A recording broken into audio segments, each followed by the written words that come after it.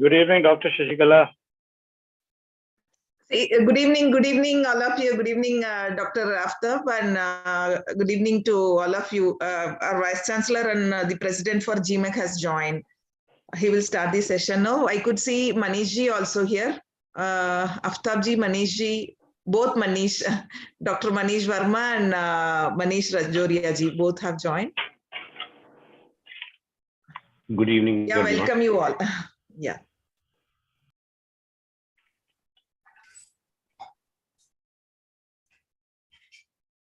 So, Professor Shashikala, are we starting at 7:15 as is given in the schedule? Sir, we are supposed to start by 7. I think little late because the schedule tells me that 7 to 7:15 pre-event display and audio visual content. Okay, sir. So 7:15 is the time when I've been scheduled to start the session. Okay, then we'll start by. Do you want to wait for another 7 minutes or do we start straight away?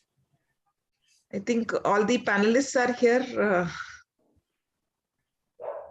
Or we wait for 2-3 minutes more? Okay, so we will wait for 2-3 minutes. People to join? Yeah, we will wait for 2-3 minutes. By then, a very informal. We are before time like Indigo, you know. Ji? I said we are before time like Indigo. It's good. I think I can introduce Professor Manish Verma ji. Yes, already you are known to him. He's here. Yeah, I know. Mr. Manish Rajoria ji is with us. Manish Rajoria ji. Yeah. He's Vice Chairman for Career Society, Career Group of Institutions. Good evening, everyone. Yes, sir. And Dr. Aftab, he has joined from Dubai. Good evening, sir. Thank you very much. Dr. Aftab. Thank you. I think Professor Neelima Ranjan is about to join. She'll be joining in few minutes.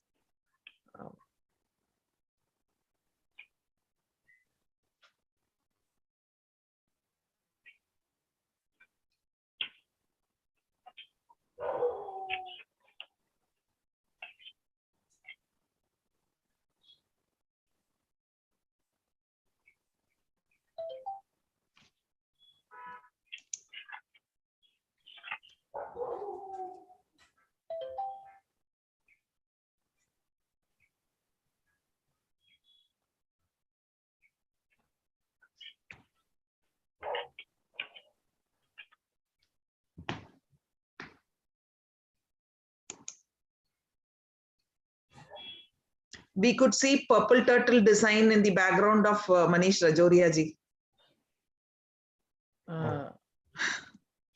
Yeah, so that's our IP, and today's conversation would revolve around purple turtle. Yes, sir, very apt, very nice.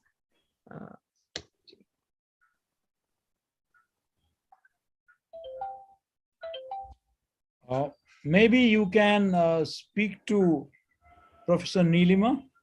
Yes, sir, I'm just calling. I'm calling. He also joins, and we can straight away start the session.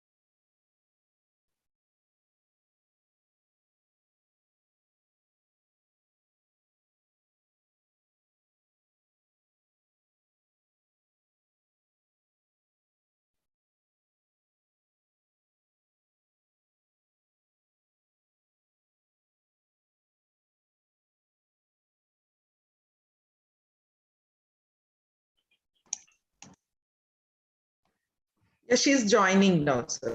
Right now. Just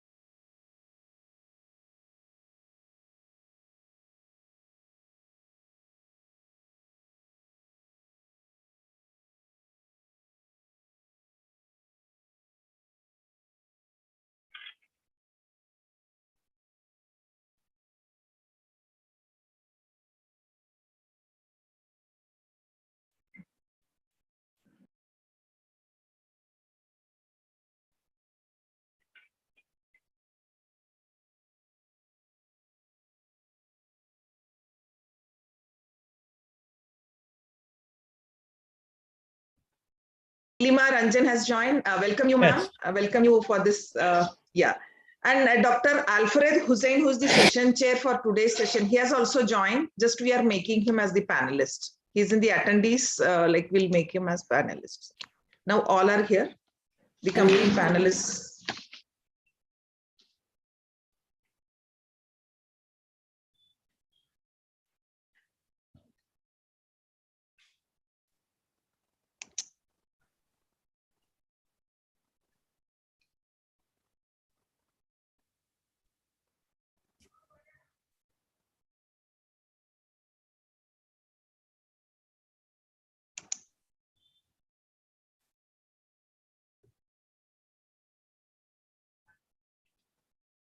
I think we can start anyway. He's available here. He'll be made panelist soon. Over to you, sir.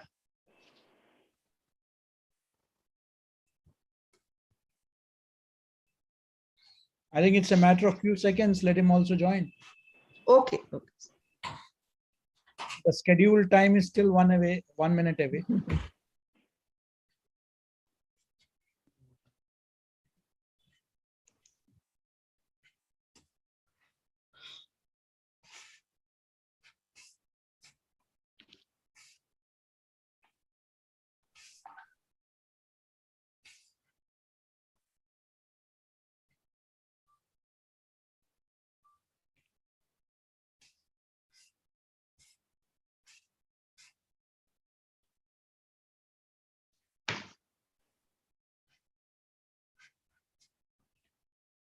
So it's 7:15.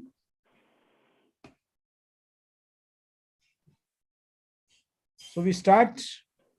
Professor Shashikala? Yes, sir, he had joined. Dr. Okay. Alfred Hussain has joined. Welcome you, Dr. Alfred. Okay. Thank you, madam. Good evening to all of you. Yeah, good evening. Good evening, sir. Good evening, please. Good evening and a namaskar. Let me at the outset begin all of you happy Baisakhi, happy Putandu, happy Vishu, happy Pohela Boishak, happy Bihu, happy Pana Sankranti on behalf of the Global Media Education Council. Friends, at the outset, let me, I have this very brief role today. I'm in a special appearance today. So today we are going to listen to all of you. And my job is, first of all, to introduce GMAC to all of you. And in a very short span of its establishment, GMAC is today being acknowledged worldwide as a leading international academic platform, particularly established with the objective of seeking to create an alternative narrative in a new information order, much contrary to the Western media narrative that we have been following. We would look at it from the perspective of the developing world, from the perspective of Asia, South Asia. How do we look at the global media scenario? How do we look at the media education scenario? We have been teaching only Western textbooks to our children, our students, grooming media students on a lot of Western stuff. Not that all that is West is worst, but yet there is a need for balance. We need to look at different communication models that are there. In Southeast Asia, they are talking about a Buddhist model of communication. In India, you have an Indian communication model. We need to look at the holistic picture of how, on narrative building, on agenda setting, we need to look at all these theories and practices afresh. And somewhere that is the idea of the Global Media Education Council. We also wish to have Indian textbooks, or rather global textbooks, which also take into account the aspirations of the developing world, which are there in our bibliography too, in our reference texts. We wish to have publications which cater to scholars from the developing world. So it's a global perspective with which we are working.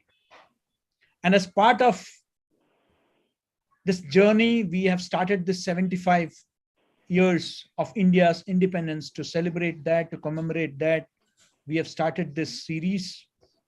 And today is the 64th in the edition. And we have a very, very eminent panel who have joined us from across the world to address this session on a very important topic, and that is about intellectual property and media. As part of this series, we are having 75 speakers, 75 eminent media educators are being honored for their contribution, stellar contribution to the field of media education, for their lifetime achievement. For those who are still practicing, we are giving them Eminent Media Educator Award. For those who have already contributed and have hung their boots, we are giving them Lifetime Achievement Awards. And this is many states, state governments, central government, and other institutions offer, often honor our people, but our own fraternity honoring them is very important. It's a recognition within the fraternity. And we have been extremely well received across the world. And I must specifically mention here the role played by our secretary, Professor Ujjwal Chaudhary, our vice presidents, Ambrish Saxena, Umashankar Pandey, and Dr. Shahid Rasool, who have played a very important role in taking this forward, and all the moderators in the last 60 plus sessions who have played a critical role in taking this mission forward, the policymakers who have joined us, the international speakers who have joined us. And this is going to culminate in 75 publications, 75 videos, and this is going to be disseminated across the globe. Now, coming to today's topic, that's my second role. Very briefly, intellectual property has become a very important subject thanks to the digital revolution that has taken place.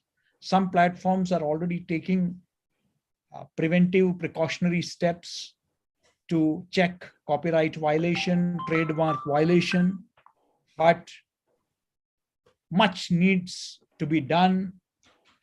A lot of violation is taking place. One such instance, which may sound very trivial, but is that of Kacha Badam, that poor peanut singer from Bengal, whose song has gone viral and is being sung, and people are dancing to the tune, from celebrities to commoners.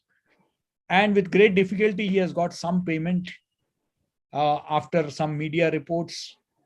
This is the way, and this is just a small example of how things are going viral, and these things are being, and Pushpa, the song from Pushpa, the way it is being, digitally monetized, because there's a lot of monetization taking place.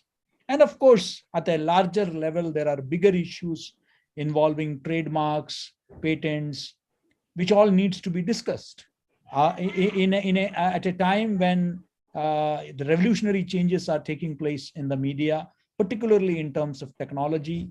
How feasible is it to check and to remedy the problem? That's the big challenge that music industry, that everybody else is facing. I can cite many examples, but today is not my day. As I said, we have very eminent speakers who are lined up, and I'm sure that their enlightened views, their experiences are going to give a lot of food for thought to all the participants and viewers. And last but not the least, today is the job of introducing a very eminent colleague. And generally at university functions, Professor Shashikala introduces me, So today we are in a reversal of roles, and it's such an honor to welcome our own colleague, esteemed colleague, and I wish to introduce her to the entire panel. Most of you are, of course, aware of her very important role that she's playing in particularly with regard to fact checking. She's a trained fact checker. So let me briefly introduce her. Professor Shashikala, my colleague, is the professor and head of the Department of New Media Technology, Makhanlal Chaturvedi, National University of Journalism and Communication, Bhopal.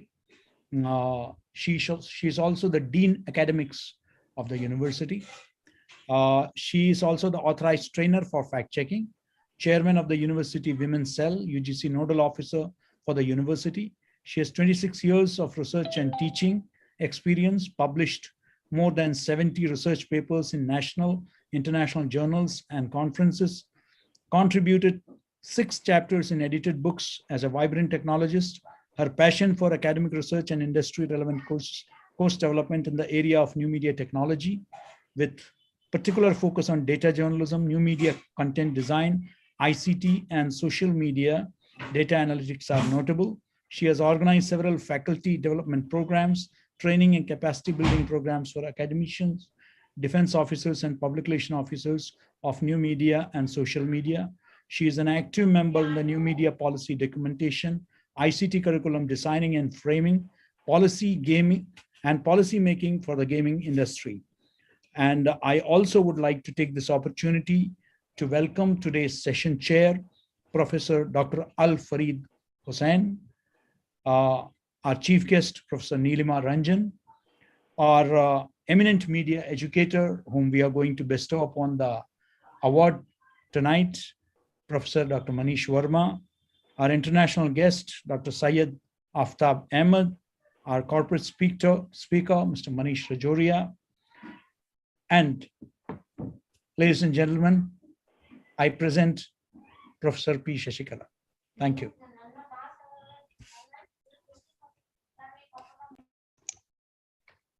Thank you, sir. Thank you very much. Thank you for that wonderful introduction. I think this is a very rare opportunity, being introduced by your own Vice Chancellor.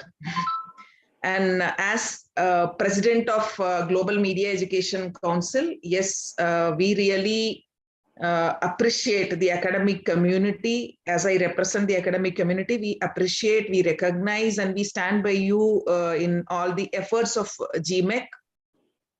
And yes, today, the day to speak on intellectual property and media, the eminent panelists are available here.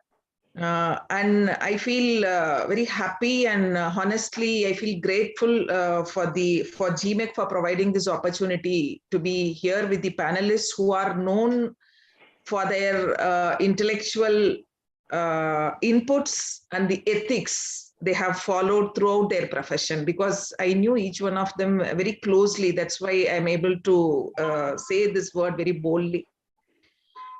Because we are from academic community, yes, I can say that the intellectual property is defined by the University Grants Commission in terms of academic integrity. That is how UGC sees intellectual property that is being produced by the academicians in form of research, in form of publications. So academic integrity is, there are regulations that are given by UGC to implement academic integrity in higher educational institutions.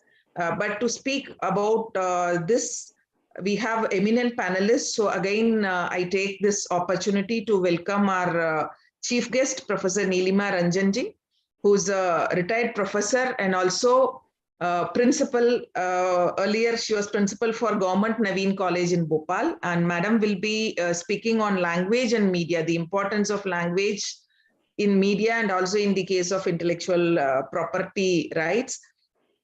Again, we have our session chair, Dr. Al Farid Hussain from Department of Mass Communication from Assam University.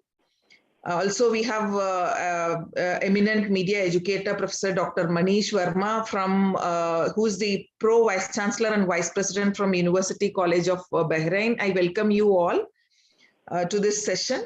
And again, the keynote speaker from UAE, Dr. Saeed Aftab Ahmed, who's the founder director for ACE Management Concepts. Again, another intellectual, I think, whom we met long back. I knew all these people, sir, for more than a decade, and a very great personality. And again, the corporate speaker, Mr. Manish Rajoria, who is Vice Chairman for Career Group of Institutions. Again, they have set an example in the Central India for publishing and for the creative designs. Yes, again, I welcome the President and all the fellow panelists to this great session on intellectual property and media. Yes, it's my pleasure and privilege to welcome you all to this session, to this great evening. We are waiting to hear you. Now, I think it's time to introduce Dr. Saeed Aftab Ahmed to preside the session and deliver his keynote speech. Actually, we have invited Dr. Aftab to give the keynote speech in the beginning because, as we all know now, Ramzan has been observed, and it was a special request by Dr. Aftab that he is keeping his fast so that he will give his speech first. Dr. Aftab will be speaking on managing multicultural teams in corporates. I would like to give a very brief introduction to Aftab ji. Thank you very much. No, just a second, Dr. Aftab, you give me 2 minutes to introduce you. Yes, we all know that you are a result-oriented academic and corporate professional with over more than 24 years of track record in diversified field, and your interest for management, your interest for the business schools and colleges, and your corporate experience is vast. And we know very well that you have your corporate career started with a leading business house in UAE. And you were promoted as a commercial manager and CEO in one of their group company in Oman in 2001. And in the year 2006, you have joined AI Gandhi Electronics, a leading distributor of Philips, Whirlpool, and other global brands. Your Oman and UAE experience with consumer electronics and durable industry provided you with the opportunity to gain top-level management experience. So that is how in 2009, you have joined as marketing director in a leading management firm, DMC, the Decision Management Consultants. And you had the opportunity to understand about human resources, market research, business setup, and other business consulting projects. The diversity of a management consulting firm has enabled you to further understand the business and management skills, which strengthened your experience. And your corporate experience is enormous, like it is numerous, like you have started, even you have done your PhD research work from a well-known, worldwide recognized state-owned Indian university on a comparative study of behavioral change in youth due to brand retailing of consumer durables in India. And in 2016, you were awarded with a PhD. And you have industry expertise in consumer durables and electronics in FMCG, retail and distribution, human resources, market research, management consultancy, and so on. And your global brands work experience includes Samsung, Philips, Citizen, General Electric, Konica, Alonsa, Zelmer, Glem Gas, Olivetti, Kraft, and Casio. And I know you have more inclination towards academia too. So this is how your key skills and functional expertise include entrepreneurship and business transformation, leadership and team development, human resources and market research, strategy development and execution, trainings, presentations and executive coaching, sales, marketing and franchise management, distribution network, GCC and India experience, your planning and developing and defining with full P&L responsibility and the negotiations with principals and carrying out regular business health checks. Those are your strong holds. And you were also visiting assistant professor and adjunct professor in Ajman University in UAE, and also visiting professor for Jagran Lake City University in Bhopal. You were a founder director from 2013 onwards till date for ACE Management Concepts Dubai. The marketing, you were also the marketing director for decision management consultants in Dubai, the senior business manager for brand Philips, and also CEO and commercial manager for brands Samsung, Citizen, Casio, Konica, and Glimgas, and so on. So your vast experience, international experience, the corporate experience will benefit the audience today. And I request you to share your experience and your thoughts on intellectual property rights with relevance to the international corporate sector. Yes, over to you, Dr. Aftab. Thank you very much, Professor Sharifullah, and I'm thankful to GMAC for inviting me for GCEC, and I'm grateful to Professor KG Suresh, the Honorable Vice Chancellor of Makanlal Chaturvedi National University of Journalism and Communication, who is the President of GMAC as well.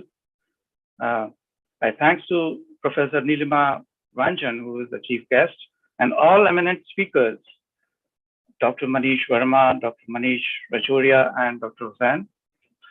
My today's topic, which I will be putting a spotlight on intellectual property, is in context with one of the most important things is the corporate culture.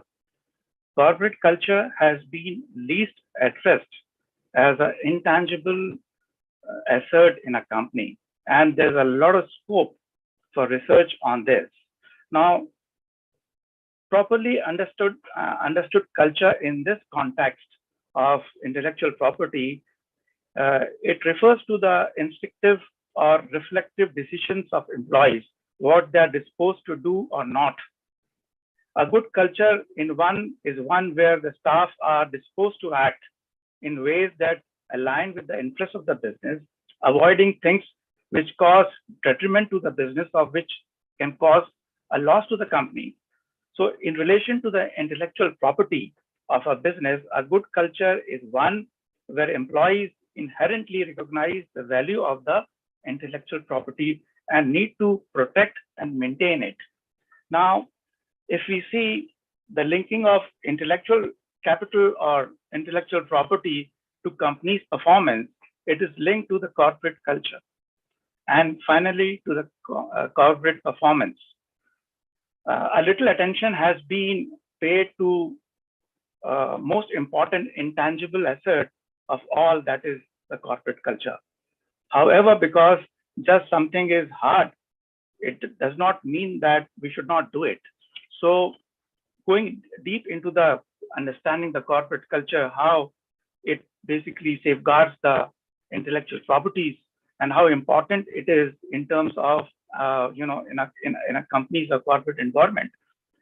Company's culture is widely recognized to be a key intangible asset, and companies or a corporate culture is a fuzzy concept, means it is difficult to perceive, whose many facets cannot be reduced to a single number.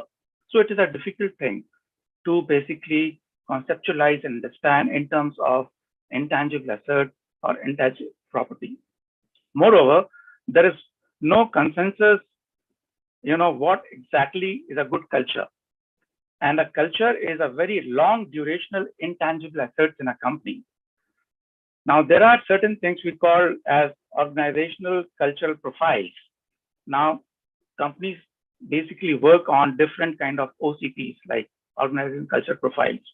It could be results, it could be caring, it could be order, learning, purpose, safety, enjoyment, authority, innovation, teamwork, result orientation, integrity, customer orientation, detailing, or transparency. So these are the organizational culture profiles which companies opt to basically sometimes improve their performance, to safeguard their intellectual properties as well. And the most important thing is when we see the strategy of a company, and it is also linked to the culture. strategy and cultures are among the primary levers at the top leadership disposal in their never-ending quest to maintain organizational viability and effectiveness. We know that a strategy offers a formal logic for the company's goal and orient people around it, whereas the culture expresses goals through values and beliefs and guides actively through shared assumptions and group norms. Culture, however, is more elusive lever because much of it is anchored in unspoken behaviors, mindsets, and social patterns. Now, if we see the link between a culture and the outcome of a company, when aligned with strategy and leadership, a strong culture drives positive organizational outcomes. So a culture plays a very important role in giving the performance of the company, increasing the productivity of the company. Selecting or developing leads for the future leadership roles also requires to align the leadership with the company's culture. Now, there's another important thing which we see in the corporate culture is emotional culture. Now, there are companies when the staff of the company is leaving, for example, when the work is finished or closing of the business hours, they push a button which basically highlights, the mood of the staff, whether they have spent the days happily or they have been sad during the working day. So if we see the culture of a company, the companies are even monitoring, the emotional culture. When people, they work in a company, they basically see how the staff is feeling and how they are going to, interact with each other. There's something very important we call it as a cognitive culture or emotional culture. So a cognitive culture is a set that how employees think and behave at work. For instance, how customers are focused, how innovative the team is, or how the team is oriented towards customer satisfaction, or you may say competitiveness. Now, according to one of the leading researcher who has done a lot of research on the cultures and the emotions, which is, he says there are at least 135 emotions. And out of that, if we see the important emotions are like joy, love, anger, fear, or sadness. So in a company, when we are basically trying to align a good corporate culture with the people, we have to see the emotional culture as well, which is very important in every organization and universities also, how the staff is feeling, how they are interacting with each other. Are they really happy with each other, aligning with the basic guidelines of the company? Another very important thing is we call sometimes, the IQ, we call EQ. Now there's something called as cultural quotient, CQ, which is also called as a cultural intelligence. It is the capability to relate with, when people are working in different cultures, like in a beautiful country like India, we have various cultures. We have cultures from Tamil Nadu, we have cultures from Kerala, Bengal, Punjab, Maharashtra, and people from different walks of the life, they work together. Now, when they work together, there's very important thing, how they basically, work in a cross culture. So this comes under cultural intelligence, or we say culture quotient C2, which is very important. And it has been, there are three sources of cultural intelligence, which is cognitive, which is through the head, we call it, physical through the body, and emotional through the heart, or emotional, we can also say motivational. So when we align all these three things in a corporate culture, the cognitive, the physical, the emotional, the productivity of the company or that organization increases substantially. Now, there are very important things in managing multicultural teams. There are certain challenges, like some cultures, when they communicate directly, like American cultures. When you are in an American company, they directly tell you about a point. They don't go, in circles and say, okay, this is how it is. So there are some, we call it direct and indirect communications, which are like challenges in multicultural teams. Another is, the trouble with accents and fluency. When we speak, people from different cultures, they speak in a different accents and fluency. So this also basically creates a challenge in managing a multicultural teams. Another is, differing attitudes towards hierarchy. When hierarchies are different, companies, staff, they respond to it in a different way. In some cultures, it is a flat also. So there are certain, challenges in managing multicultural teams and, like direct and indirect communications, trouble with accents and fluency, differing attitudes towards hierarchy. And there are some strategies also to, meet these challenges, like adaptation. First of all, you have to acknowledge cultural gaps openly. How you have to acknowledge it is very important. You have to adopt it. Like, these are the issues, we have to accept it. Another thing is the structural interventions. When there are problems in a multicultural companies or environment, there are structural interventions, changing the shape of the teams. This is very important, the hierarchy of the teams. The third is managerial interventions. Sometimes when problems arises in the cross cultures, you have to basically do some managerial interventions. Some senior managers have to intervene to resolve the issues.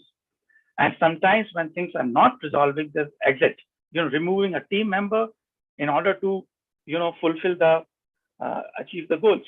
So in terms of the intellectual properties, if the company's culture is well managed, well, communicated, the staff have been well trained to adopt a good culture, it provides a lot of things to protect the intangible assets, the intangible intellectual properties of the company. The staff should become serious only when basically the culture directs them towards these things.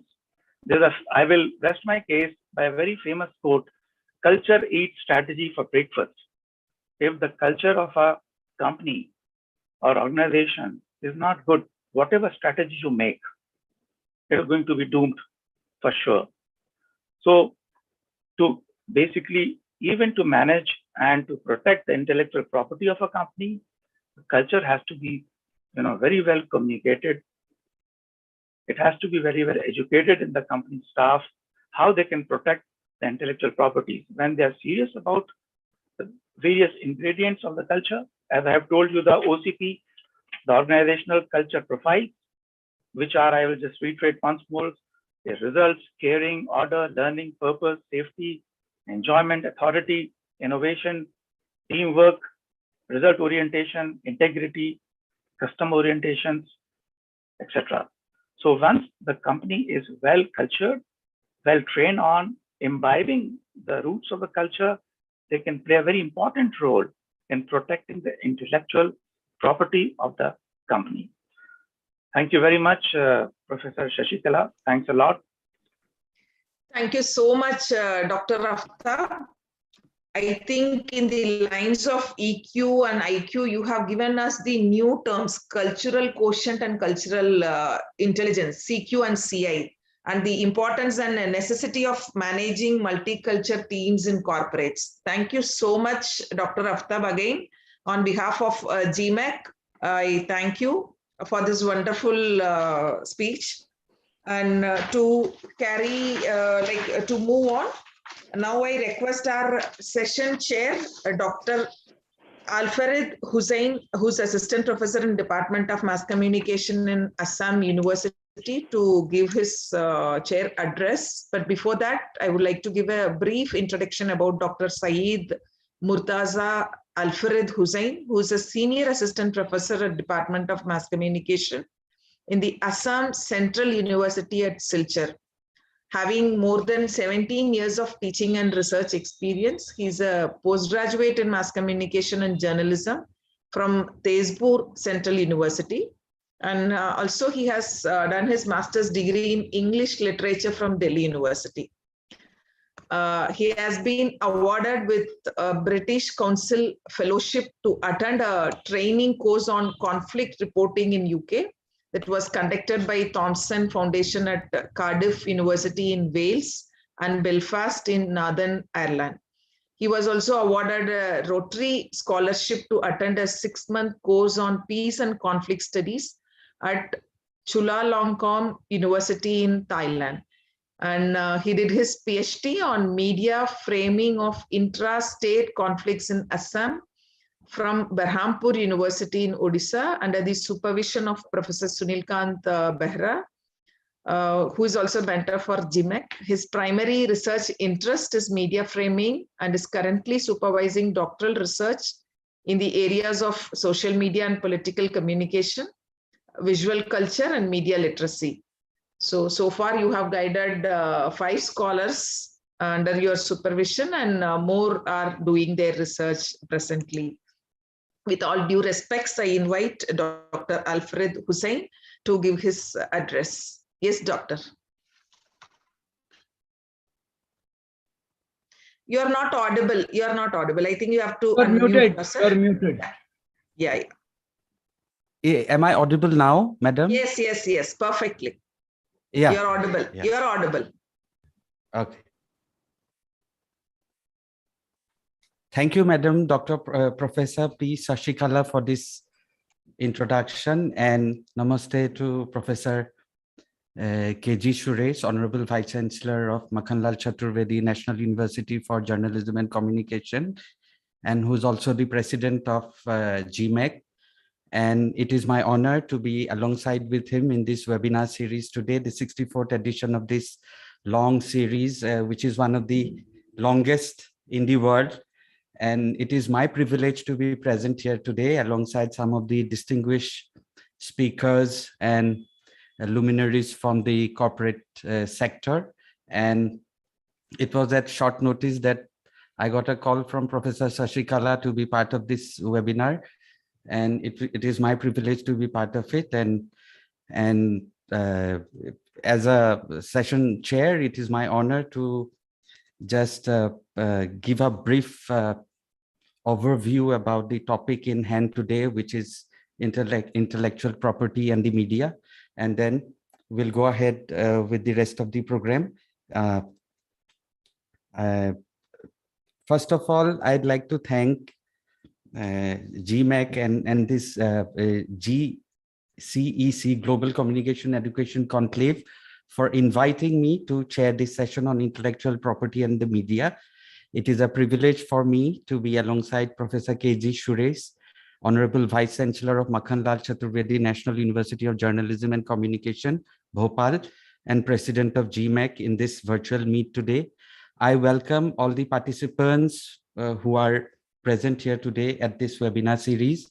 And I also welcome the 3 most distinguished speakers in the panel later today, Professor Nilima Ranjan, the chief guest of today's webinar, and retired professor of Government Naveen College, Bhopal, and Professor Manish Verma, Pro Vice Chancellor and Vice President of the University College of Bahrain, and Mr. Manish Rajoria from the corporate world, Vice Chairman of the Career Group of Institution. We have already listened to the insightful presentation made by our keynote speaker of today's webinar, Dr. Syed Aftab Ahmed, founder director of the ACE Management Concepts in Dubai. He had introduced a few interesting topics in this webinar today, which I think our participants would find it useful. Some of the terms like cognitive culture, cultural quotient as parallel to emotional quotient and intelligent quotient, and this concept of the OCP, organizational cultural profile. These are interesting, aspects and areas to think of when we talk about corporate culture and how it intersects with the idea of intellectual property. And intellectual property, as we know, will be very brief. It is not a new concept. It has been in origin since ancient times. In the history of intellectual property goes back to the 6th century BC in ancient Greece, where there was this baker who had given exclusive monopoly to create or produce or design his own kind of baking skills. And that is how the history of intellectual property can be traced back to. But the modern concepts of intellectual property, as we know today, within what we know as a legal framework is something that came about from Europe in the 17th and the 18th century.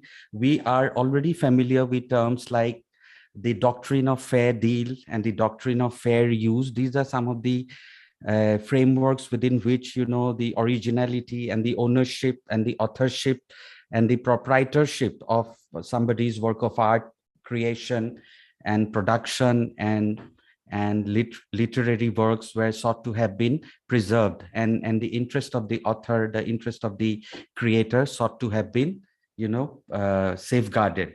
We are already familiar also with some of the major, you know, offshoots of what intellectual property actually, you know, entails. These are concepts like patents or, you know, copyright or trademark, as Professor K.G. Suresh was already mentioning in his introductory remarks. These are some of the different offshoots from which falls within the ambit of intellectual property. And just to problematize this idea of intellectual property, I'd just like to go back to this seminal essay by Walter Benjamin in 1935, wherein the name of the essay was "The Work of Art in an Age of Mechanical Reproduction." As opposed to, he was a contemporary of what we know as the Frankfurt School of the critical thinkers of the 1930s in 20s and 30s in Europe, and as opposed to the ideas of Adorno and Horkheimer, who had come up with ideas of the culture industry and the commodification of culture, how mass production of culture through mass media was sort of diluting the essence of the originality of culture, as opposed to these concepts of commodification of culture proposed by the Frankfurt School critical thinkers like Adorno. We have, on the other hand, Walter Benjamin, who in his seminal essay, The Work of Art in an Age of Mechanical Reproduction, he talks about the democratization. This is just to look at it from the other side. He talks about a concept called the aura. So the aura of an original piece may be lost, but at the cost of making it accessible to hundreds and hundreds of people, a particular piece of art that might not have been possibly accessible to that segment of the population. For example, a Mona Lisa painting is only one, unique, it is original, and it is in one part of the world. But in Silchar here, I can buy a Mona Lisa painting for 100 rupees near the court. So that mass reproduction, and that is facilitated by the printing technology and the replication and the distribution, and which almost, you know, borders on not only unethicality but illegality. So this has also in a way made a part of culture accessible to a huge segment of the population to whom this high art or high culture was not accessible earlier. So that is just to only in order to problematize this idea of intellectual property from the other side. So that is why I brought this idea of Walter Benjamin and Frankfurt School. And then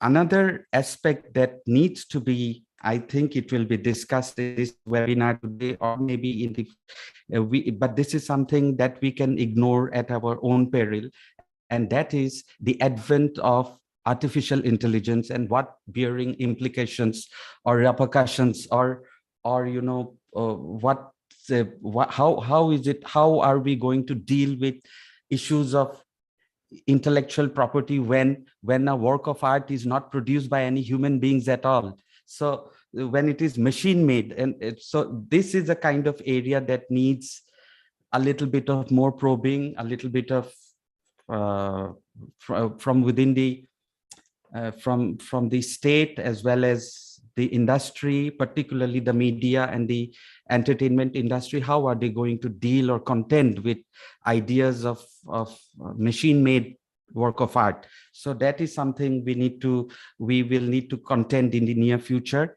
In that respect, I just like to bring in a concept by this futurist called Ray Kurzweil. He had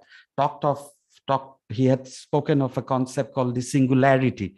Singularity is basically a futuristic post-human society, a post-human society where robots and machines will take over the reins of society. So if till today human beings were creating robots, a time would come not very far in the future where robots will be creating robots. So the human beings would be basically rendered redundant and unnecessary.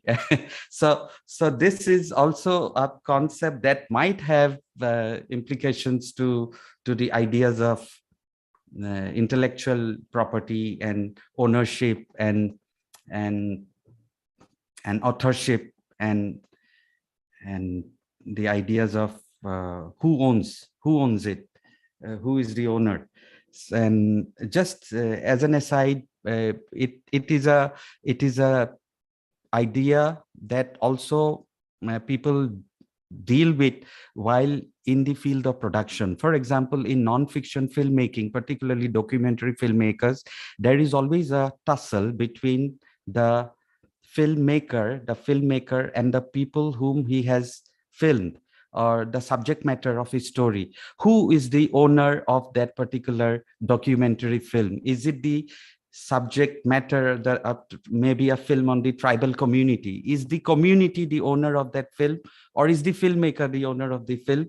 That is something that is something that in the area of filmmaking and documentary, particularly non-fiction, this is something that has always been at the crossroads of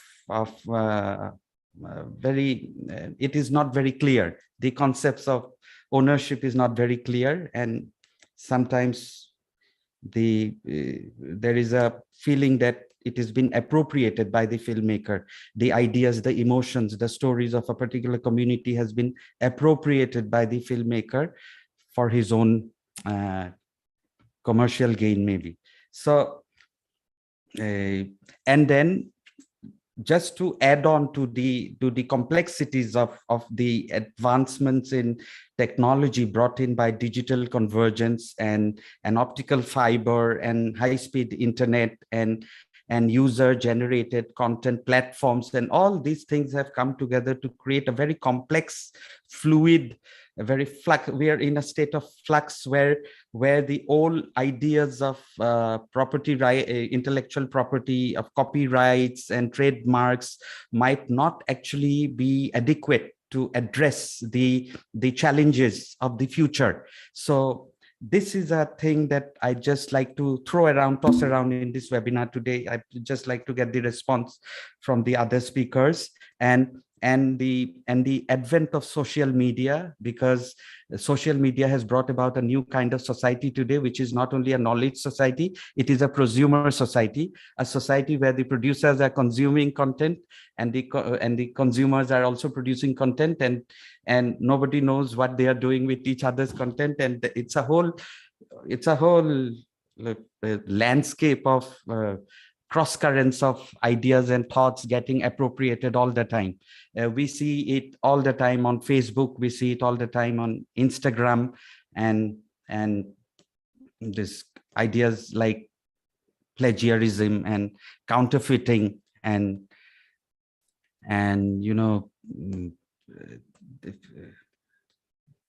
concept, stealing concepts and misappropriation. So these are things. So, and in the midst of all this discussion, we should also be aware of the fact that the intellectual property movement, the legal frameworks in place, have also led to the rise of a counter movement. The counter movement is manifested in what we know as the copyleft movement. A copyleft movement has given rise to what we today know as licensing paradigm. So the Creative Commons is a fallout, is a result of a group of people who continue to think that intellectual property is nothing but a capitalistic enterprise to create a new form of colonialism of data. So you are basically controlling the data, the information, the knowledge, and you are putting that knowledge behind some paywalls. Because if I want to access a research journal, I'll have to pay $40, $50, $100 to access that knowledge.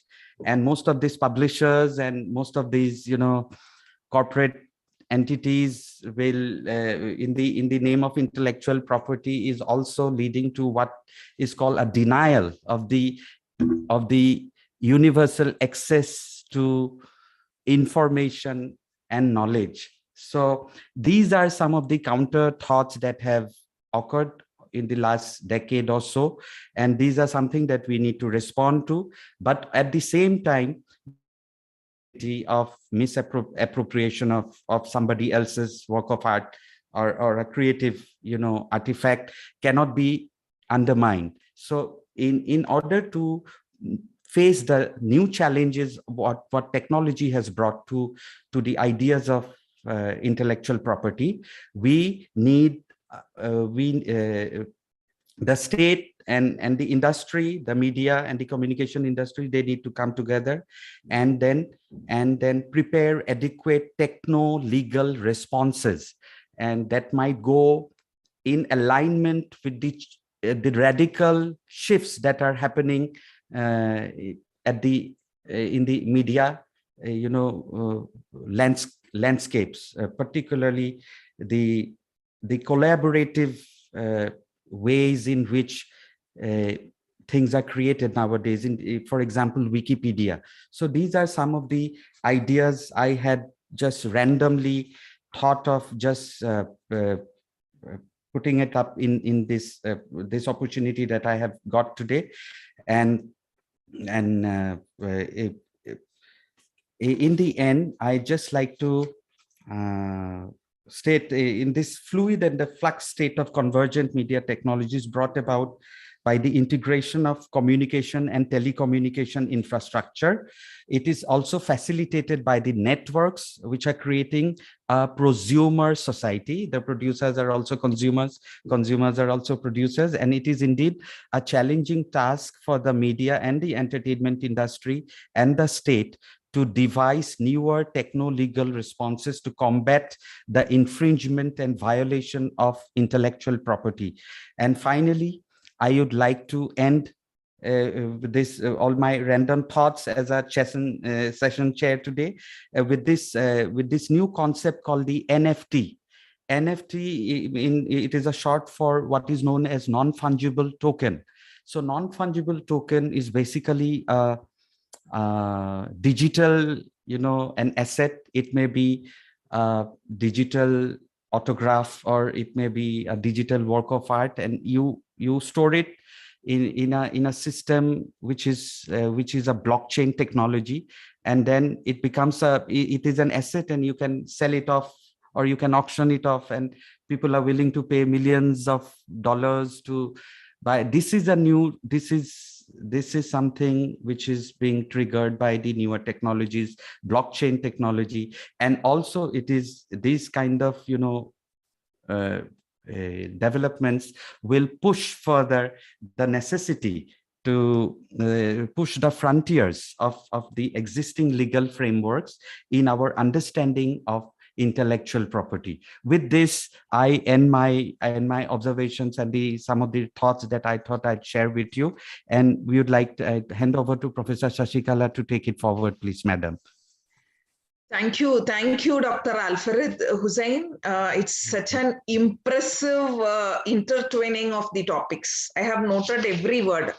It's so appropriately you have placed it, starting from the history of the IP, whether it is the doctrine of fair use, your reference to the seminal works, and the aura of an original piece, and why for the wider accessibility it has to go. The very, very most impressive was the alternative side of IP. I have noted the word so good, so apt, the challenges in the advent of artificial intelligence, the examples you had given. Yes, about the user-generated content you have spoken, I would like to add even we need to include the user-forwarded content also. That is one other thing which we can add on. And like the misappropriations, the copyleft movement that leads to the Creative Commons, I think that is how we could get the open source, whether it is open source tools, open source software. Like I had the team which invented www, had they entered into IP, I don't think so we will be able to sit and discuss today this way, the way we are doing now. Rightly you said that is also a way of the denial to the universal access. Very, very beautiful. Even NFT, I have noted the new terms you have introduced from the blockchain technology. What to say, full plate of dinner has been offered by the chair. Very nice. Thank you, Dr. Alfred. Thank you so much. Now it's time to invite our eminent media educator, Professor Dr. Manish Verma ji. So I would like to give a very short introduction to Manish ji, who is a Pro Vice Chancellor, Vice President for University College of Bahrain. He's a senior academic administrator with varied experience in academics, research, and media industry. Professor Manish did his master's from Punjab University and completed his PhD with JRF, Junior Research Fellowship. Also, he holds a postgraduate program in media arts and production from University of Technology from Sydney and an alumnus of prestigious Institute for Management and Leadership in Education, MLE, Graduate School of Education from Harvard University. You are an internationally renowned media educator, presently serving as the General Secretary of International Network of Media and Communication, and as the President of Indian Association of Media and Communication Educators. Professor Manish, you have organized India's first international conference on media studies in 2011. And you have provided the platform to Indian media educators and scholars to showcase their work and collaborated with renowned media scholars around the world, including Professor Dennis Maxwell. You also have many distinctions of being the founder editor of the well-reputed Amity Journal of Media and Communication Studies and the honor of organizing and hosting 3 editions of the prestigious International Conference on Media and Communication Studies. You have guided doctoral research and with several research publications. You have been invited to chair and present lectures at various national and international seminars and conferences, and nominations to various boards, committees of the top Indian universities. Your expertise include academic administration, academic affairs, academic and research planning, academic auditing, quality assurance, and strategic planning. Your career spanning 25 years and as a professor of 11 years standing, you have excelled in academic administration and management in top-ranking Indian universities and institutions. And some of the leadership positions that you have had in the past include AVP, Academic Affairs, Amity Education Group, Director, School of Communication for Amity University, Director, IQAC for Amity University, Director for Jagran Institute of Communication and Management, Bhopal, Head Academic Development for Jagran Lake City University, Bhopal, Professor and Head Fashion Communication for NIFT, and also the Dean of Liberal Arts and Mass Communication in Gandhinagar. With this introduction, now I request Professor KG Suresh, President of GMAC, to felicitate Professor Manish Verma for his sterling contribution and give away the award for the eminent media educator. Yes. We at the Global Media Education Council deem it an honor to honor Professor Dr. Manish Verma with the Eminent Media Educator Award as part of the Global Communication Education Conclave. Congratulations to you, Dr. Manish Verma. May we play the... yes.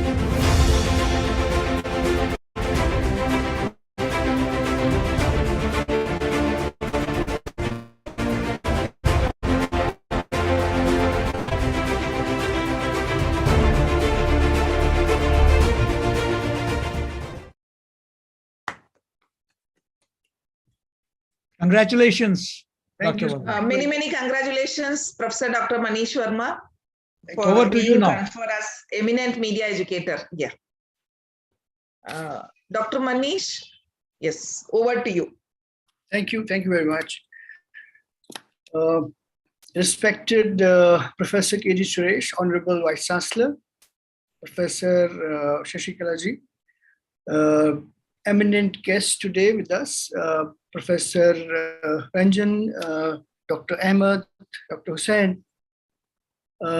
Indeed, it's a great honor for me to be part of this event, and thank you very much for acknowledging my work and giving me this honor. I'm really indeed indebted to you. I take this opportunity to congratulate Professor K.G. Suresh, Professor Vijay Chaudhary, Dr. Uma Shankar Pandey, and all the team members of GMAC for this great initiative of starting with this council, because I can tell from my experience, it's a huge effort. You know, what you've done is something really commendable, to have so many people together, and especially in the context of this conclave as well. You have been doing this for almost a year, getting people from all over the world.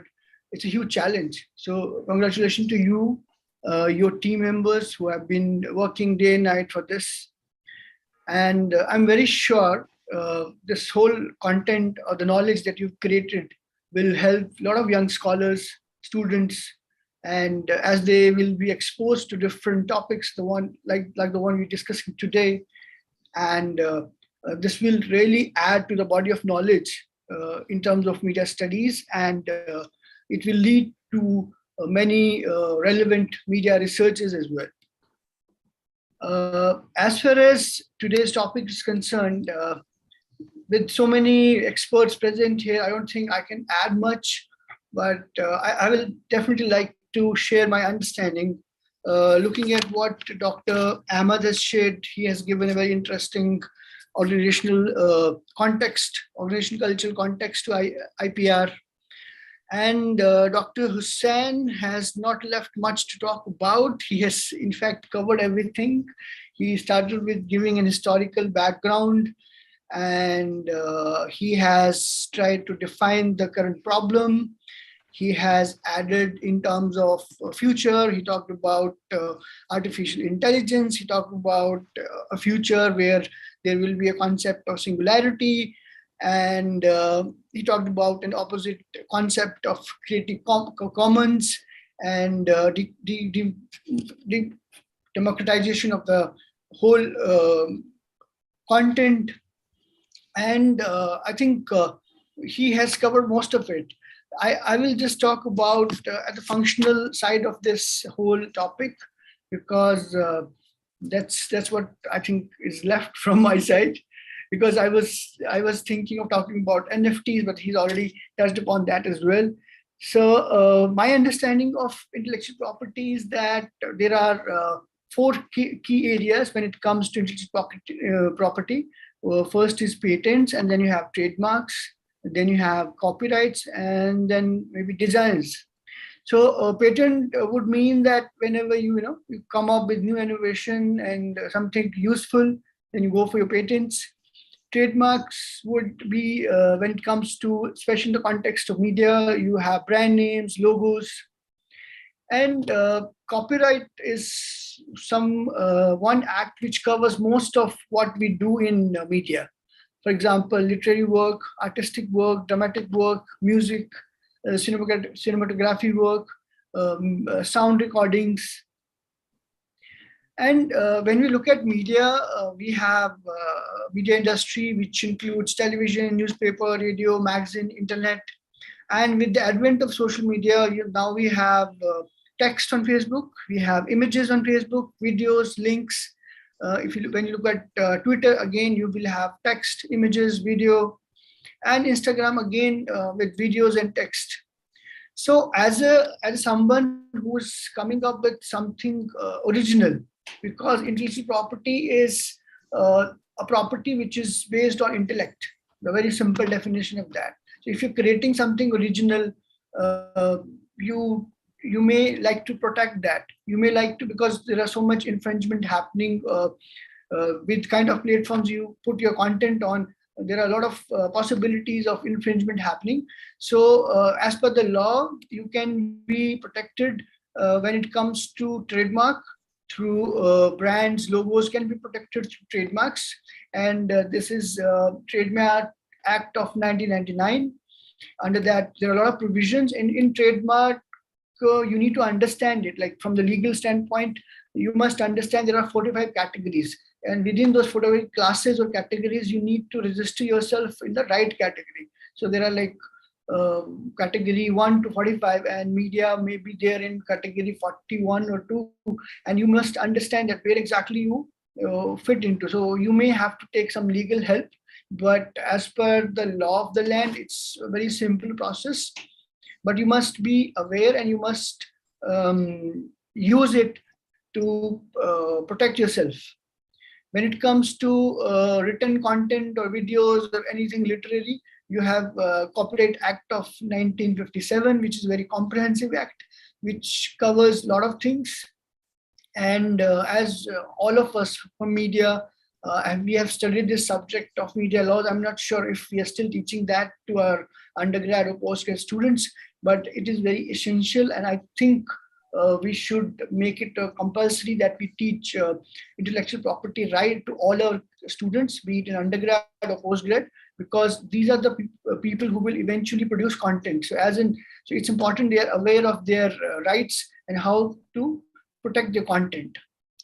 Another tool that we have is, especially when it comes to service industry or services, you have to have contracts or agreements. So for example, actors, crew members, there are different kind of roles. Like in fiction setting, you have actor, you have a cinematographer, you have choreographer, you have a graphic designer, set designer, and all of them are producing some original content. And then that whole thing is commissioned by the producer. So we need to understand difference between author and the owner. So when we talk about such debates and discussion and there's such controversies where script writers would want their share on the revenue.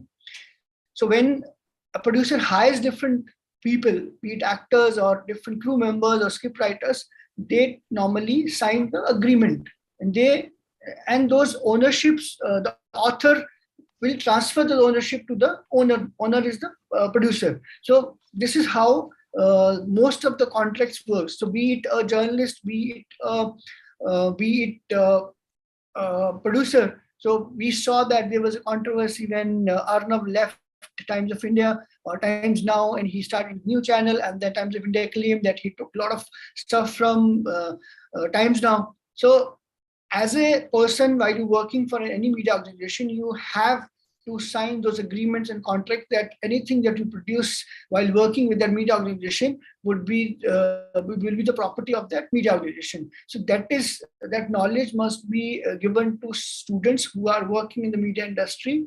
If they want to come work independently later on, then they have then they should need to understand that how can they do that.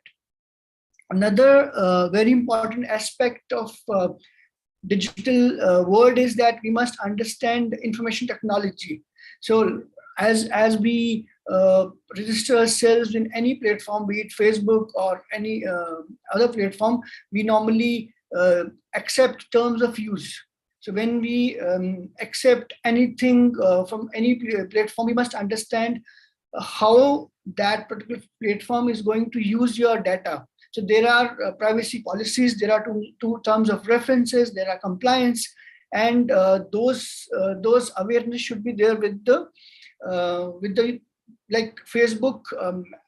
All of us know that there was this case against this firm, Cambridge Analytica, which was taking a lot of content from Facebook, and that content was used in US elections. So those things are very relevant when it comes to digital media platforms, especially in the age of social media, we must understand that how we can protect ourselves while we create content on any platform, be it Facebook or Instagram or YouTube. In case of YouTube, you must have seen that whenever there is a claim by somebody that a person is using his music in his video, that claim can be made and your video may be blocked. So those are some frameworks which are existing as per now. Well, when it comes to Indian cinema, we have a long history of copyright infringement. So we have seen Anu Malik creating songs based on some Western songs, or maybe Pritam creating some songs based on certain local regional tunes. And as Professor K.G. Suresh was mentioning about that particular Kacha Badam song, and that became viral. So now those are the issues in front of us, and we as an aware citizen must understand that how we can educate our students to deal with such situations. In the context of these viral videos, I must update you that most of these viral videos are intentional.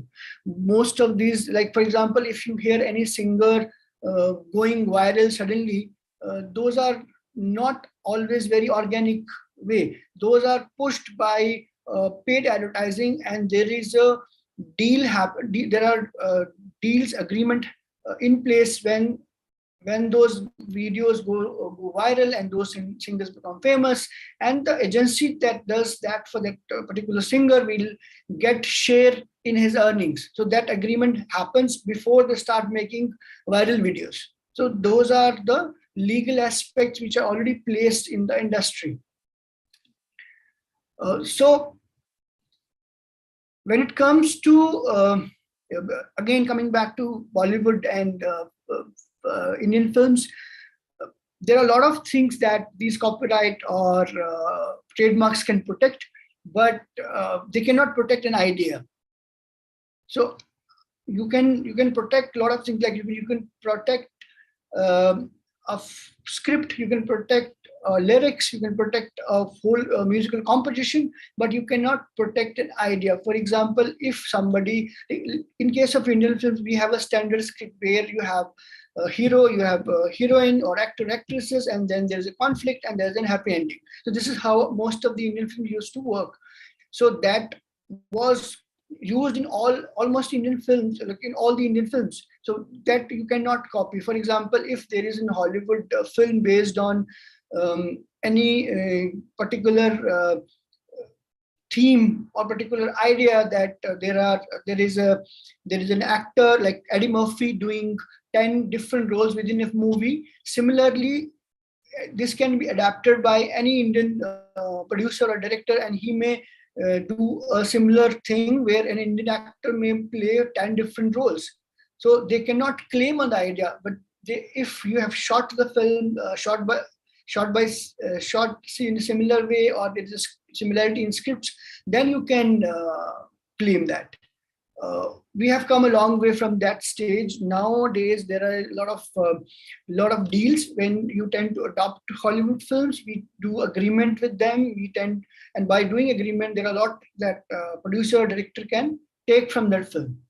So slowly and steadily, there are some sense coming to, and there is some structure coming to how to adapt films and how to take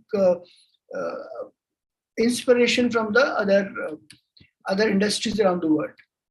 When it comes to social media, we can think like as we go into digital world. In the context of copyright arises from original work of authorship, and once they are fixed in a tangible medium of expression, so common works are expressed as text, like email, social media sites, social media post. It can be a 2D or 3D artwork, or even a streaming music, podcast, and these are all in different formats.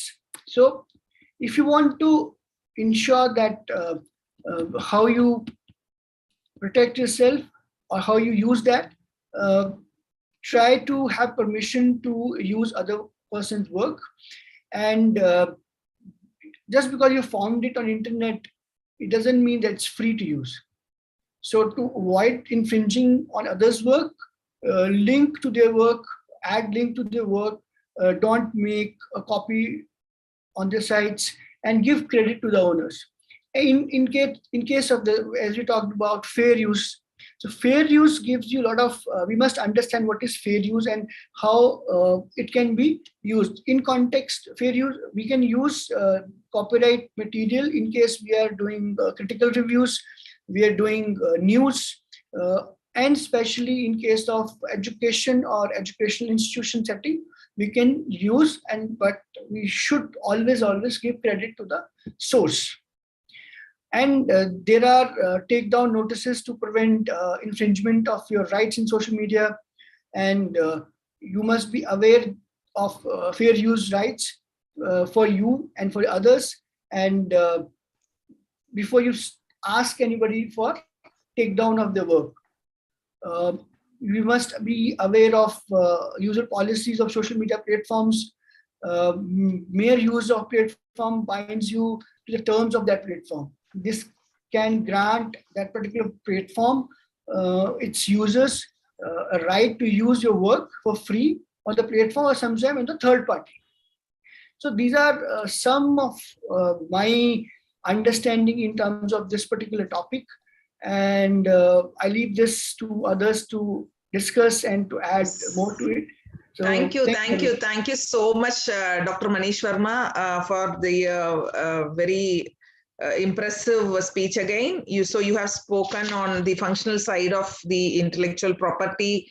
Yes, you have touched the academics also, how to include it as part of our syllabus curriculum, how it should be carried on in teaching learning. And again, in service industry, yes, you have even covered the internet part, internet media, how the terms of use and the privacy policy should take care of it. And with all these viral videos and film, you have covered the things that has been left out. So nice.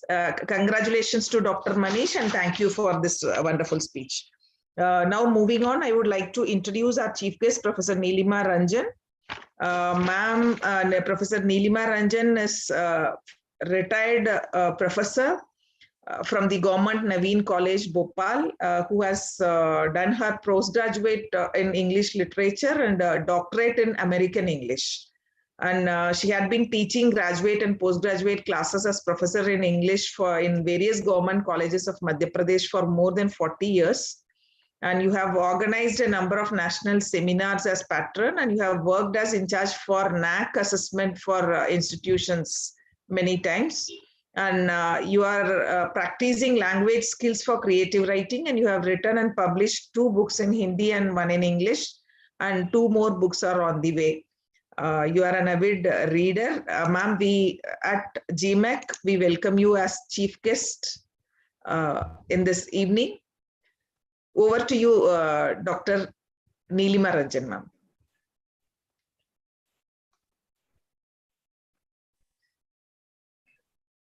I think you have to unmute yourself. No, it's I unmuted. Yes, yes, ma'am. Yes, ma'am. Can you hear me? Yes, ma'am. We are able to hear you. Oh, yes. Thank you very much, Sashikala. Honorable Professor K.G. Suresh, BC of Makhanlal University. Today's keynote speaker, Dr. Syed Aftab Ahmed. Session chair, Dr. Syed Murtaza Al Farid Hussain. Media educator, Professor Dr. Manish Verma.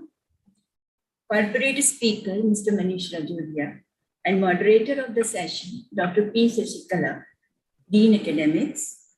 My heartfelt thanks for making me a part of this esteemed and learned group of the Global Enclave series.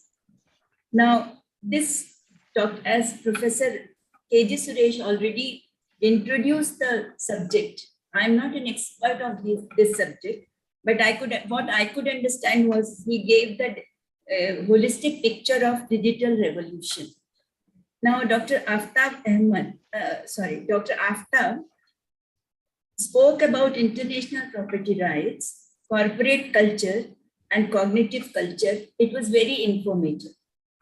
Dr. Alfred Hussein talked about media framing, visual culture, challenges, and it was very enlightening. He also talked about replication and copyright and ownership. It was an eye-opener for people like me, a commoner.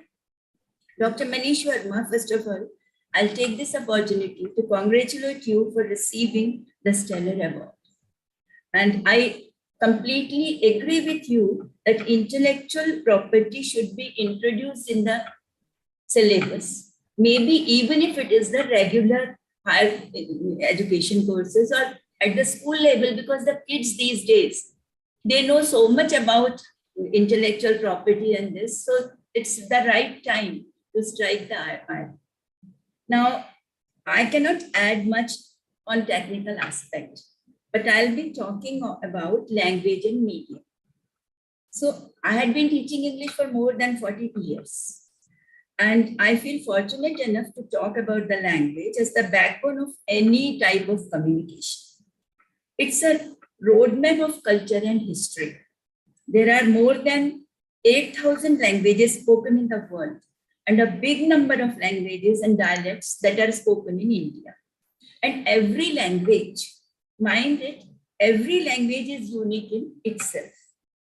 Now, let us analyze the two words, language and media first, and thereafter, the interpersonal relationship between the two. We all know that only humans use language. Animals and other creatures have their own ways to communicate. Language is a unique structured system of communication, and its structure lies in grammar and vocabulary. Now, this primary means of interaction, it may be verbal, written, even raising of an eyebrow, smiling, moving hands, fingers, raising of lips, making faces. There is no limit to it. It is the most powerful and valuable tool. Now, it's only through language that man has been able to preserve culture, customs, traditions, memories, and all these things. And one thing is, learning more and more languages opens multiple doors along the way. Language has been an issue for discussion among educators, learners, common man, governments, and also leaders. We all know nothing can be done without language. Everything concerning thoughts, actions, speech, logic, rhetoric, researches owe their all to language. I don't think on this platform we need to go into the details of the components of language, but still I would like to share a few things about the components, just as the syntax. Now, these are all the tools that are used by media. That is why I am talking about these tools. Now, syntax is arrangement of words, formation of sentences. So this is used. Then there is semantics, that is the study of reference and meaning of truth. Then there is pragmatics, that is the concern of the proper language used in specific situation. Phonetics is about the spoken language, that is the speech and sound. Now let us talk about the media. Now it has been used as a synonym for journalism by laymen. Term media pushes technology to the front and confuses about the reality that media and journalism are two different entities.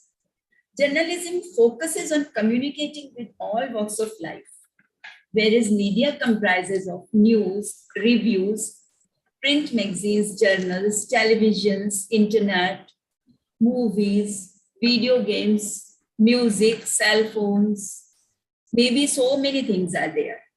Now, journalism may be called one of the aspects of mass media, but language is the essence of all these. We face the truth that media can have both negative and positive effects. Its functions are to inform, persuade, transmit culture, and to entertain. In day-to-day communication, media means press, internet, broadcast, advertising, out-of-house networking, websites, blogs, emails, Twitters, Instagrams, and all these. It goes without saying that media provides easily accessible source of language data. It is an important linguistic institution. Language grants unlimited ability to media, and media can perceive, think, and focus due to language only. Now, in the present day, new media is being more and more popular. It is said to conceptualize the implications of digital technology and hence the rise of digital media.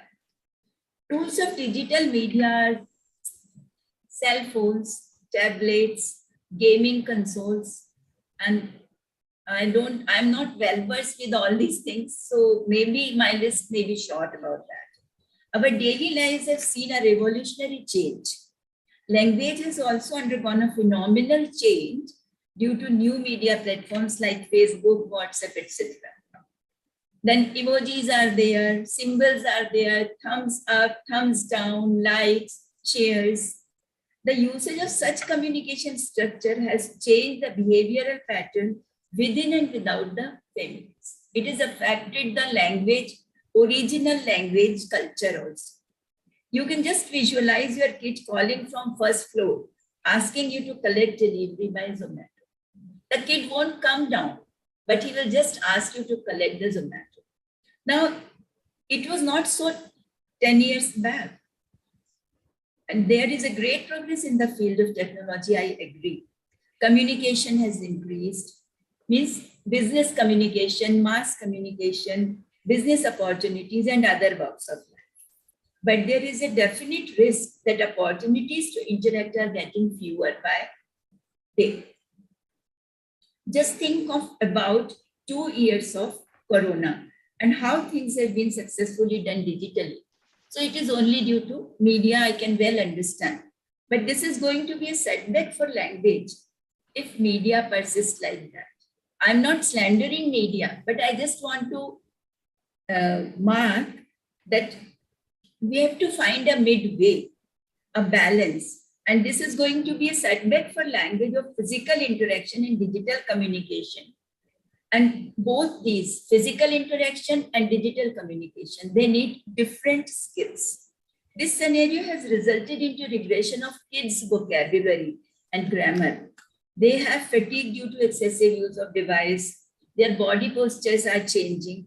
Now, when parents directly interact, they use child-directed language. Now, that induces immediate, reliable response from the child. But think of it in the present-day scenario. The child is busy in the mobile, the parent is busy in the mobile. So, what is the result? All the responses are delayed. Disruption in the interaction has been termed technoference these days. Now, this is not a pleasant feeling for seniors like me. No doubt there is advancement, but we cannot deny the health hazards, change in personality, the social relationships, etc. I am for the judicious use of media. A Chinese proverb says that to learn a language is to have one more window from which to look at the world. But due to digital media, things are changing fast. And unconsciously, we are walking and closing the available windows of language. That is sad. The only thing left to us is find midway, a healthy balance. I will stop here with best wishes. Thank you for your time and patience. Thank you very much. Thank you, ma'am. Thank you, Professor Dr. Nilima Ranjan, ma'am, for being for accepting our invitation and being here as the chief guest, and you have graced GMEC with your presence. And naturally, the importance of language in media, about the syntax, semantics, and pragmatics. And you have even mentioned the adverse side of media technologies, what will happen to language. The emojis, the use of emojis, very nice, ma'am. The importance of language, always we stress this in university system too. Thank you so much for your presence, ma'am. Now it's again I take pleasure in inviting Mr. Manish Rajoria ji, who's our corporate speaker for this session. Manish ji, I think the full remaining time is yours. I would like to give a brief introduction about you. You are an alumnus of Scindia School and you have done MBA in marketing from Devi Ahilya Vishwavidyalaya. Presently, you are the vice chairman of the career group of institutions, which has a record of 52 years of academic excellence and accredited with A+ grade by NAC. And these career group runs the Career College of Law, Career College of Management, Career College of Nursing, and Career Institute of Medical Sciences and Career Public School. You are also the director of Adarsh Technosoft Private Limited, which is publishing Purple Turtle books, licensing and merchandising. Also franchising Purple Turtle Preschool, animation, gaming, ebooks and apps. You are the founder chair of Y Bhopal chapter, former co-chair for CII Madhya Pradesh, convener for CII Madhya Pradesh for skill development, and you have taken affirmative action with corporate social responsibility. You are also the founder chair of Bhopal IT Park Association, founder of NAR Bhopal chapter and charter member of TIE Bhopal Global. Manish is the creator of Purple Turtle IP and has taken the intellectual property which came from an imprint to more than 25 countries. You're also the pioneer of talking books in India. You are very much known for this. And Manish is the producer of the Purple Turtle animated series with the best scriptwriters of the world from Los Angeles and company producers from Ireland and France. The series of 52 episodes of 7 minutes is now on air on Discovery Kids MENA for 10 times a day. Being a franchisee of Re and Max and Purple Turtle preschools, he holds the experience of more than 12 years in franchising. With this, I would like to invite Manish Rajoria ji. Manish ji, over to you. Thank you, Professor Shashikala ji, for the introduction and inviting me for this session. Very delighted to be amongst the eminent panelists and our chief guest, Dr. Nilima, and our most honorable Vice Chancellor Sahab, Mr. K.G. Suresh, Professor Manish Verma ji, Syed Murtaza Sahab, Syed Aftab Sahab, and all the participants in this Zoom webinar. So very happy to be here, and IP and media are very close to my heart because we started as a publishing company, publishing books of Purple Turtle, and having worked with a lot of international companies like Disney, Nickelodeon, Cartoon Network, we realized that how important it is to protect the IP and how we could monetize the IP also.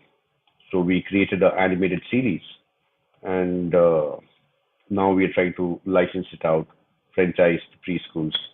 So we are a good, our organization is a great example of protecting the IP and monetizing it also. So if we talk about the history, how the whole, I would talk specifically about the film and the animation and the new media also today. So there were these theater artists who would perform live, and then the movie started, and then there was voice, and there were talkies, and then the cinema halls, the physical reels would be transported. Till that time, nobody knew that any movie or any piece of content could be monetized in so many ways. So from the 60s till the year 2000, a movie would be released in the theaters, and post that there were some great companies like Ultra and Shimaru who would buy the rights of that movie for perpetuity and have those video cassettes.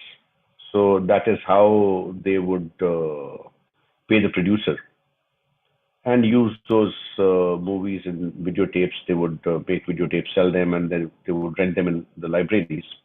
So that's how they would monetize. And nobody thought that there would be something called as YouTube, or there would be so many OTT players, and television would have so many channels. So they would just give it away for a very, very throwaway price. But now we've seen that monetization happens in a full 360 degrees way. So it is not just the movie itself, but the logo, the name, the song, the music track, and also the merchandise. So it's a very, very wonderful time. And we've heard one of our speakers talking about NFT and the metaverse. So that's all emerging, and we don't know what will happen next. So it's very important to understand the relevance and importance of IP.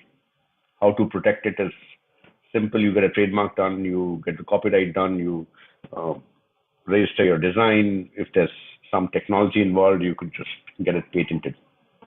So the whole game is of protecting your IP, but having a cow and not being able to milk it is also another very important aspect that we need to understand. So having an IP is not enough. The IP has to be popular. So unless you have eyeballs, nobody's going to buy rights of the T-shirt or maybe any merchandise that you would aspire to sell. So it is important you make it popular. So we talk about infringement, and infringement is happening left, right, and center.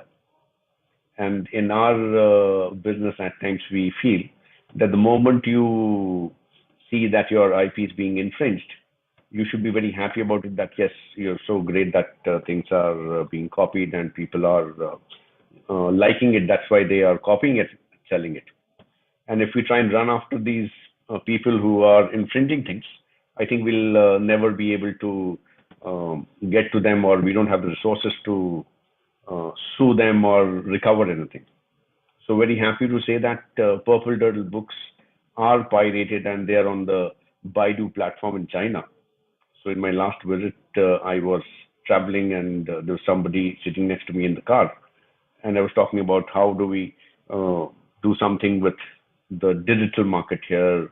What is the way to monetize our content on something similar to YouTube here? So he said, let me check. And he said, look, your books are already there. You don't know that your books are here. So this is how the world is. So we did write an email, but then it was infringed. So very happy to see that Purple Turtles being infringed. And if we talk about the future, so now, fortunately, with the blockchain technology and the NFTs, people are using a lot of ways and techniques to monetize the physical goods along with the NFT. So it's a great combination, and NFTs being either unique or they could have just limited number of copies. That's another great way to monetize it. And now people are talking about a virtual world, a virtual environment, which they call as the metaverse. So you could buy a piece of land there, you could buy some T-shirts there, you could buy some physical house there, or a stage or whatever. You can think about anything and you can buy that digital asset. So it's been a very, very interesting journey. And I think we've learned all this from the Americans and the Europeans. And we, if we talk in the context of our country, we should realize the importance of IP not only in media, but in each and every aspect. So we have some very great IT companies and manufacturing companies who've done absolutely wonders in exports, in textile and everything. But where we are missing and where we are lacking is the IP business. So all the cars that we see as global brands, they're either American or German or Korean or Japanese. So though we are very proud that Tata's bought Jaguar and Land Rover, but they were international brands. If we talk about white goods, we have the LGs and the Panasonics and the Samsungs. And if we talk about telephones or the smartphones, we have multiple brands, and they're all brands coming in from various countries.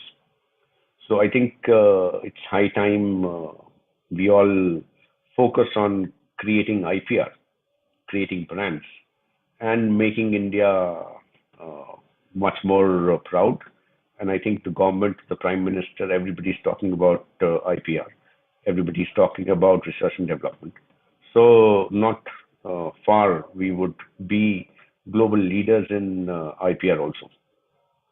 If we talk about the quality of content that we are producing, I must very proudly say that especially our animation business has come a long way since the past 20 years. We have evolved. And I think most of the Hollywood movies, they're coming to India for VFX. All the animation part, the pre-production and the post-production happens globally, but the production part, the animation part happens in India. And the industry is growing at a in a double digit or maybe even more, 20-30% annually. And with the digital consumption and the bandwidth that we have now, I think it's a very great opportunity. So we were all talking about books and blogs and everything, but now it is the time for videos. And whatever we want to learn, I would go to YouTube or Google and look for a video, whatever I would like to learn. So I think Makanlal University is doing a great job teaching the new media, and it's all about videos now. I think little children want to learn everything through videos. My children, if they have any doubts in their accountancy or in math, they would just Google and go to a video or see it on YouTube. So the opportunity is tremendous, and I think creating IPRs is very wonderful. Our biggest edtech company, Byju's, is a great example of our technology, our expansion plan, and whatever scale they have reached is unbelievable. So we are very proud of them. But at the same time, if we see that they have licensed the content of Disney. So ultimately, they're making Disney more famous. So the IPR lies with Disney, and Byju's is making all the content and trying to sell to millions of people around the world now. So had Byju's understood the value of IP, they would have created their own characters, IP, which I'm sure they would be already doing. But if had it been so easy, so only Mickey Mouse banaya, so they could have made another different mouse. So it sounds easy, make a IP, but believe me, it is one of the toughest business to be in. Getting eyeballs, creating content, and protecting the IPR is a very tricky and a wonderful business to be in. So I think we have very limited time. So I could go on for a very long time, but I think this is enough. We see IPs like the smiley. So you would be surprised that this smiley that we use on our phones and everywhere digitally is a copyrighted product or a copyrighted thing. So there's a French company which owns that, and they get royalties from everywhere. And it's infringed also, left, right, and center.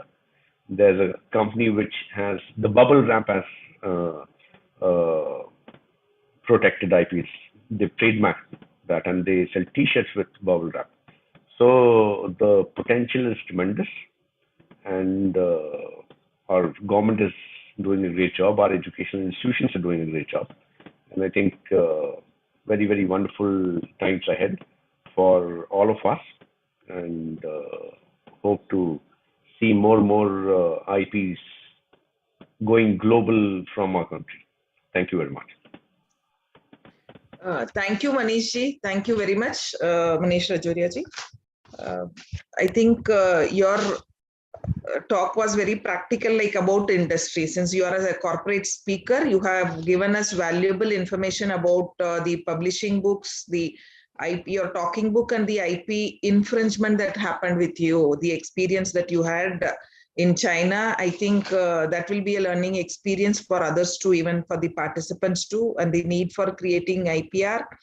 Yes, and the VFX and the opportunity that we have for animation production in India, I think that is again very good news, though we knew all these things, but then again and again repeating will create more effect. And yes, videos that will dominate the media industry again in this year too. And it's very it's not very good to know about Byju's, the experience of Byju's, but that I think that is an alert, an alarming message for others too. And really, we are happy to know about the Smiley, the copyrighted by the French company. Very nice, very informative. Thank you so much. Thank you again, Manish Rajoria ji, for being here. Yes, over to our Vice Chancellor, Honorable Vice Chancellor, Professor K.G. Suresh ji, if you would like to share a few words with our panelists, sir. No, I think that it was so overwhelming, so much of experience, so much of knowledge. And I think that it was a brainstorming session, and so many new facets, aspects of an area where much more needs to be done. And honestly, there is so much of, I would say, lack of awareness about this very critical issue in our country also. Now that consumers have also become, as rightly pointed out, prosumers, they are also the producers. It's important that knowledge about whether it is trademark or whether it is copyright needs to be disseminated on a larger scale. And I'm really glad that today the most eminent panelists have shared their thoughts on this very important subject. And this would add to the body of knowledge, the existing body of knowledge, and our publications, coming publications would also take into account. On behalf of the Global Media Education Council, I would like to thank all the eminent panelists for their contribution. And I'm sure that they would continue to support and be part of the Global Media Education Council as it very passionately takes forward the cause of media and media education. Thank you, Professor Shashikala, for wonderfully moderating this session. Thank you so much. Thank you, sir. Thank you so much. I think I'd like to give a formal vote of thanks. I'll propose a formal vote of thanks. Thanks to our chief guest, Professor Nilima Ranjanji, our eminent media educator, Professor Manish Verma, our international speaker, Dr. Saeed Aftab Ahmed, our corporate speaker, Mr. Manish Rajoria, our session chair, Dr. Alfred Hussain, and of course, our GMAC president, our own vice chancellor, Professor K.G. Suresh ji. And I take this opportunity to again thank all the GMAC members, the vice presidents, all the group of vice presidents, Umashankar Pandey ji, Ambrish Saxena ji, and Rasool ji, and also, of course, the GMAC secretary, Professor Ujjwal Chaudhary ji. And the team that is not seen in the front, the back-end team that is relentlessly working to coordinate the events. 64 successful events are completed. And I think 11 more to go to complete the 75 days of 75 hours. That is really a big thing to continue. To start is easy, but to continue till 75 days, it's a challenging one. And you are doing it very successfully, and really the we should owe the success to the participants also, those who are watching through YouTube Live, those who are here through Zoom. Congratulations to all of you that it's a treat, 75 days of treat for all the participants. Personally, I have learned a lot in this session. I think for every one of us, it's a learning, the different aspects of IP we have seen today. So every day taking a different topic and seeing the different perspectives of that topic from the different stakeholders, from the academic perspective, from the corporate, from the other side. So it's so nice, a wonderful session. Thank you all for being here. I hope we can wind up the session now. Again, our heartfelt thanks to the panelists for giving us time to address here, to be here in the online platform. Thank you, all of you. Thank you. So formally, we will wind up the session now. Thank you and good night. And see you all again in one other session. Thank you. Bye. Bye. Thank you, everyone. Good night. Thank you, madam. Thank you, sir. Good night. Thank you, sir. Thank you.